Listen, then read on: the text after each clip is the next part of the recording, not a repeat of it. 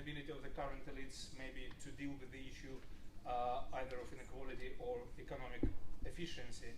It is the question of migration, which definitely gave rise to right-wing populism. Maybe one of the questions to sort of refer back to the first theme is whether we are going to envisage, given the gap in inequality, we are going to envisage any left populism coming back in the core Europe or even in Europe's periphery.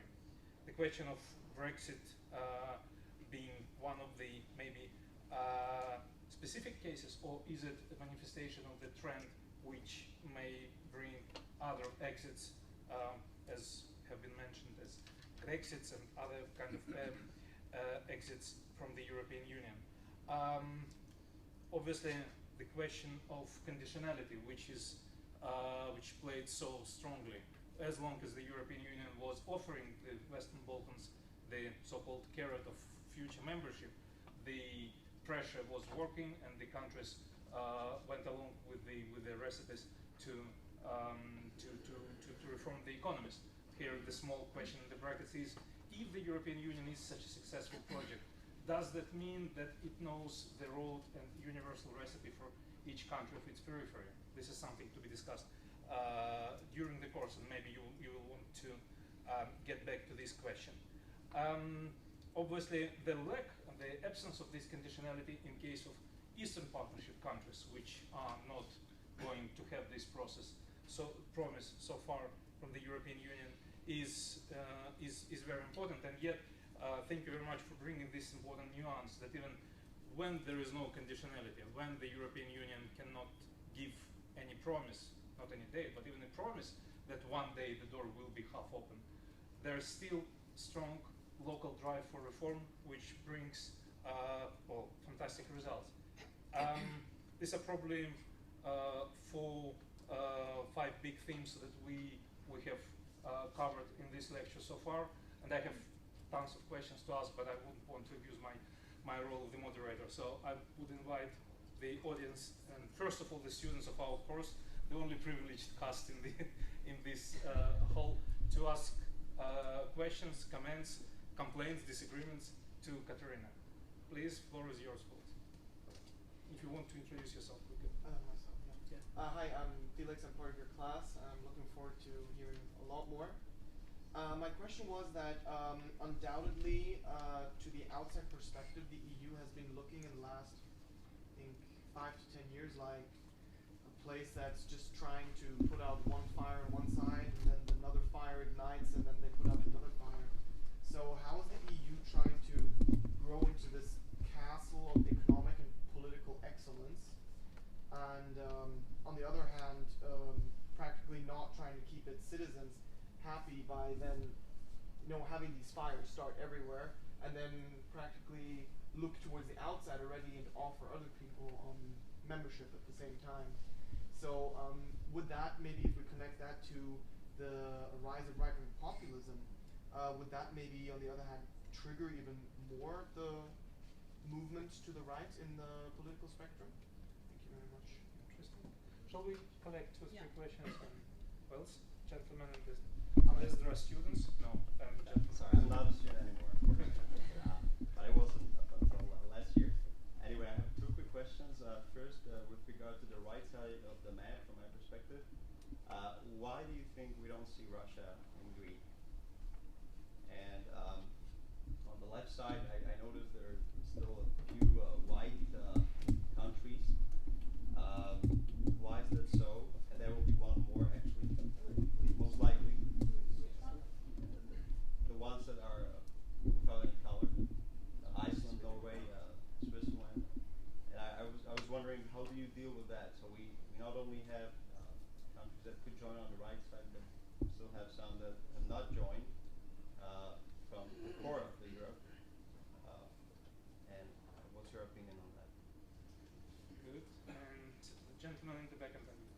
Sorry to take the floor to the students. I'm not a student. Could you speak up? Sorry that I'm taking the floor to the other students. I'm saying. Just 2 quick questions. First, what is the EU doing to counter the Russian influence and gambit in the Western Balkans?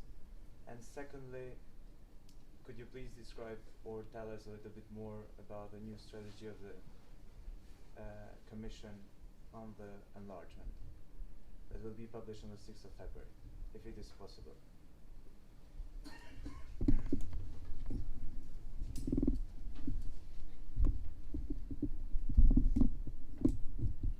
In the beginning of the presentation, you said two main questions, which I noted. How do these events impact the neighborhood and the EU, and what does the EU have to offer? But I'm actually wondering, what do the Eastern partner countries have to offer? Because of two things. Because as you mentioned, and as many people believe now, the normative power of the EU is in question, and we need to think of another approach in that sense. And then also, because from my experience, the people of these countries believe that the partnership with the EU is not based on an equal partnership, at least so far. And so I'm wondering whether there are any lessons that we should learn from the experience of the Eastern partner countries, and in particular, in my personal interest, it would be phenomena such as disinformation and propaganda. So yes, what do the Eastern partner countries have to offer, and which kind of lessons we should take from them? And Ukraine is, for example, great in terms of reforms.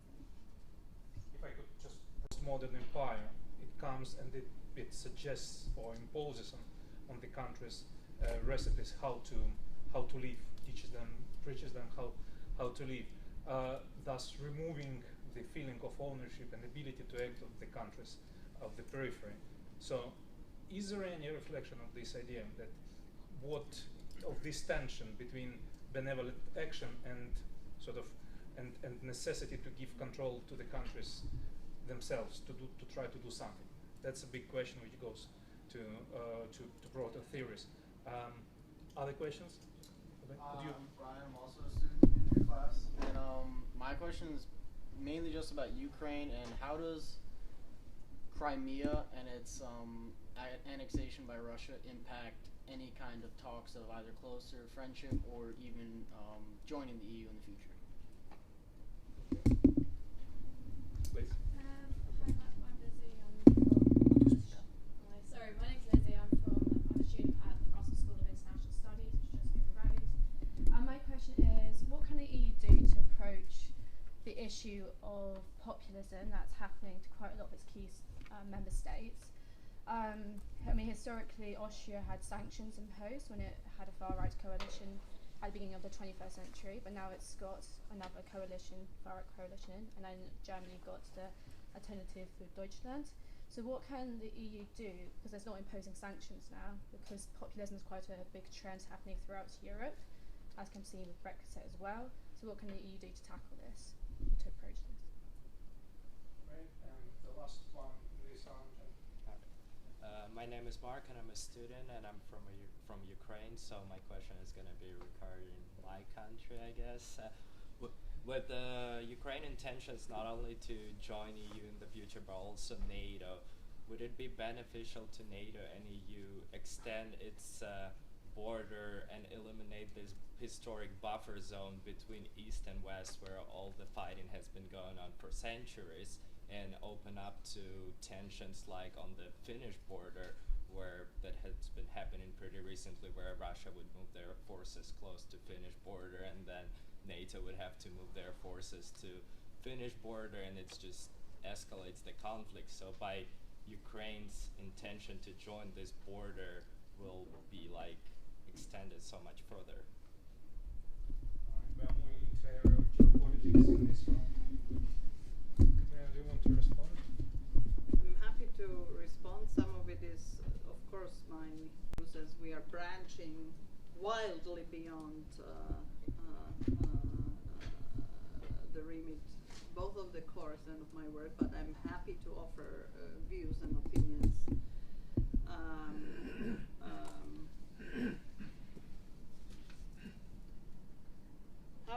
How do these events in the EU impact neighborhood, and what do the Eastern Partnership countries have to offer? I mean, the impact is fundamental, right? As the lecture was about. I mean, mean, if there are countries aspiring for closer ties, there has to be two to tango.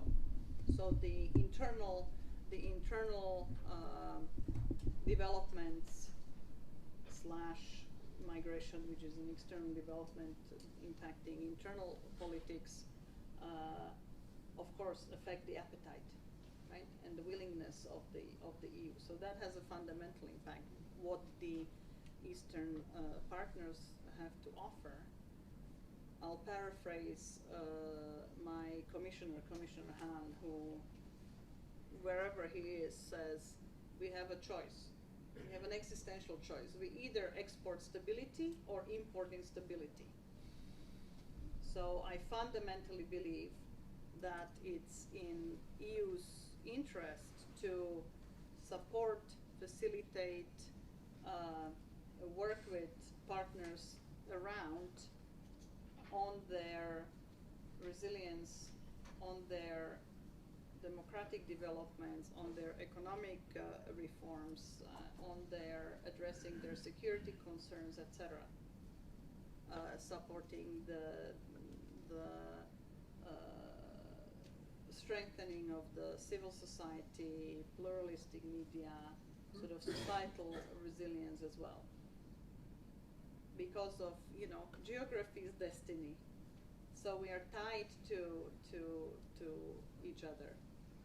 And now bringing me to the question on Ukraine and NATO, I mean, this is the neuralgic point for the EU.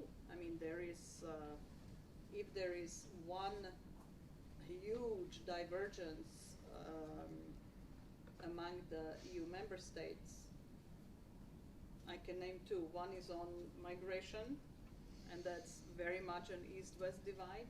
But then you have a huge divergence of opinions when it comes to Russia. You have the Russland Versteher that want the, Nord Stream 2 and economic ties, and you have those who have a very different view on Russia. And in fact, moving the NATO border from the western border of Ukraine to the eastern border of Ukraine is very difficult to imagine. I mean, we talked about association agreement, non-military association agreement with the European Union, and it resulted in annexation of Crimea and in the war in Donbass. So I'm not sure how moving the border to the other side could ever really be a solution in the medium term, when the actual European Union was such a threat. Postmodern empire, benevolent action versus normative push. I think that what we have done in December 2015 addresses exactly this question. That was the latest revision of the European Neighbourhood Policy, which very much reversed the trend of the previous policy, which was based on the, turned out, fairly naive assumption that everybody wants to be like us. That was the policy that was espoused in the wake of the Arab Spring, and the belief that everybody is now going to sign association agreements with us and will want to be closer aligned, both in the south, with the reversal of the promise of democratic revolutions in the Arab world, and in the east with the examples of Armenia or Yanukovych reaction on Ukraine, etc., led to much more reality check and the the revised European Neighborhood Policy is very much based on the issue of tailor-made approach and ownership. And it resulted, in fact, in two very concrete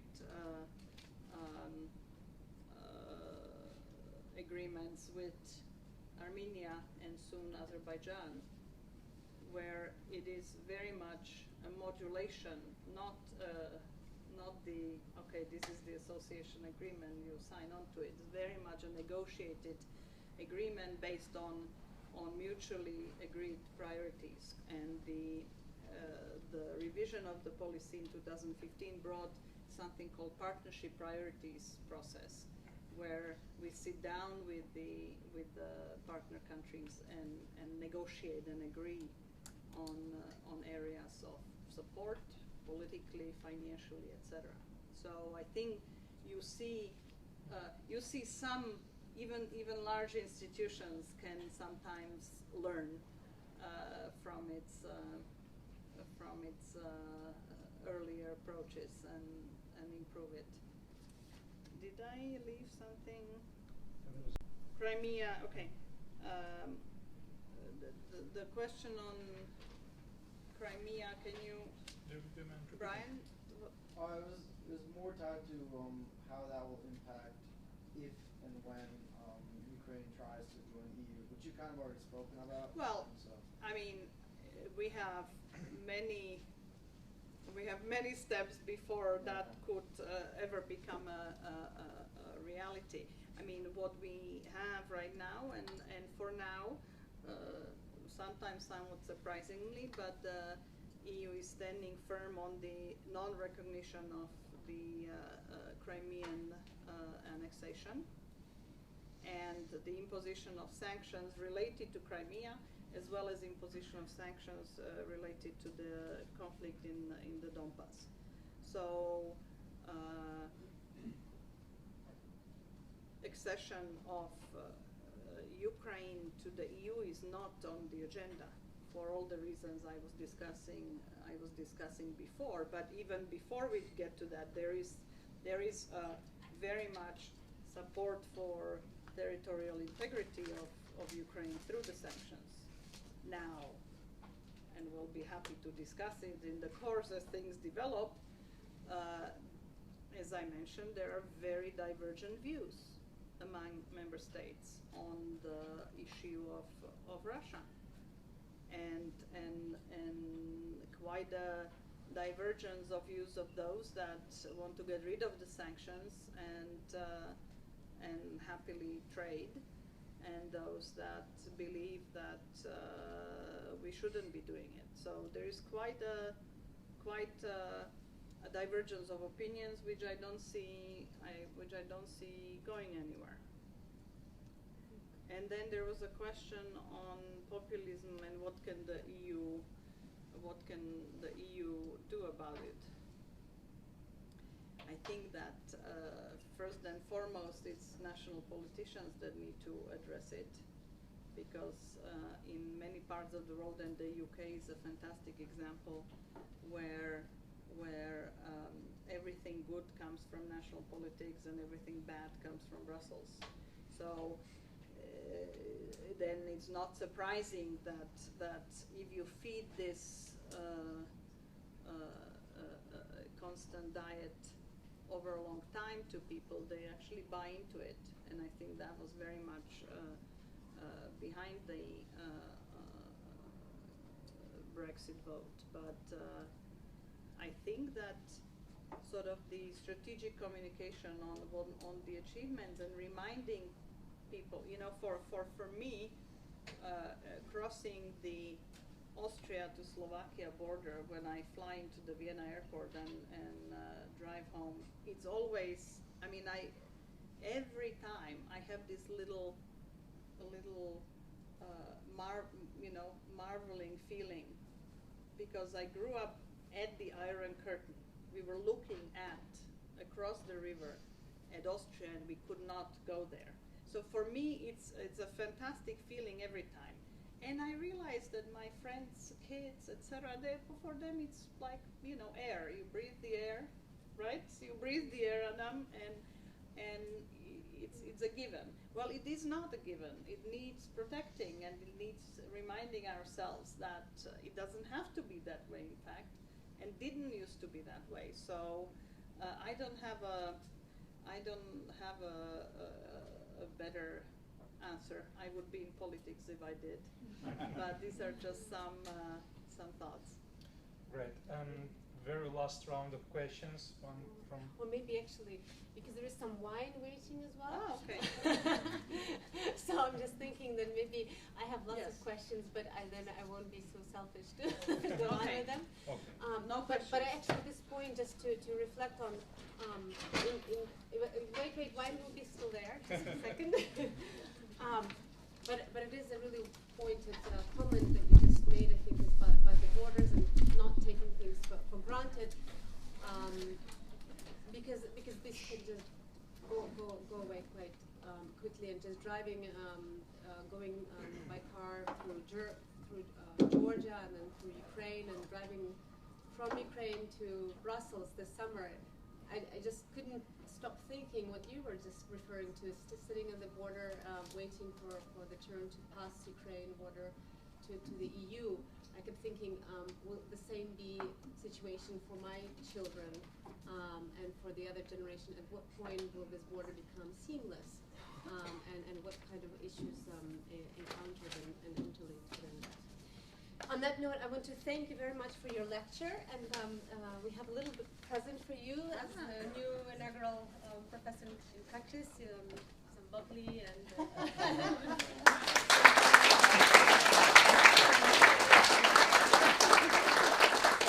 So now we will go into the area and have some wine and just chat and you can see that as long as I said wine, all the students. Yeah. This is my.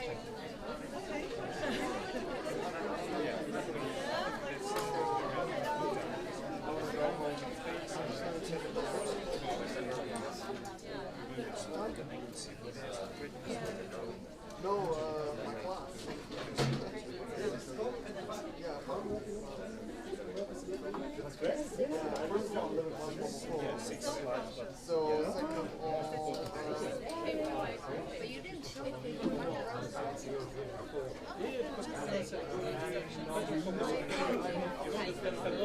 They said no more use of PowerPoint because they say if you want to understand complex things, you don't have to bring in like